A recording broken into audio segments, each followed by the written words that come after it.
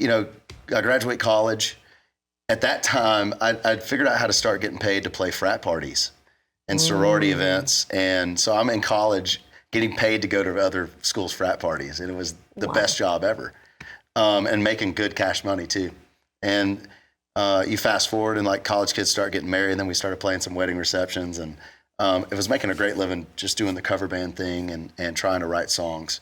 And at that point, it's like, wow, I'm literally able to sustain my life in Nashville, pay rent and live, a great life just doing these shows, music full time, still having I had a job at an environmental lab here in Nashville as well during the day.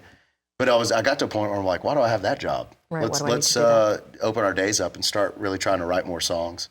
And I did that, and doors started opening for me. I was going to say, networking started to happen, your name started to get out there and go, hey, somebody pay attention. Well, did you sign a publishing deal, a label deal? How did that all come about? Yeah, believe it or not, I was at that lab job and in one of the walk-in coolers where we kept a lot of samples.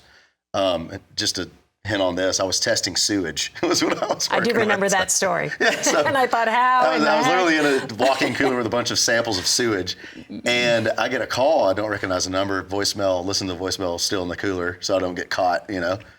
And it was a manager at the time for Justin Moore, and one of my golf team members was working with his son-in-law, and at an insurance company here. And turned Pete Hartzong onto my music and onto my MySpace page back in the day.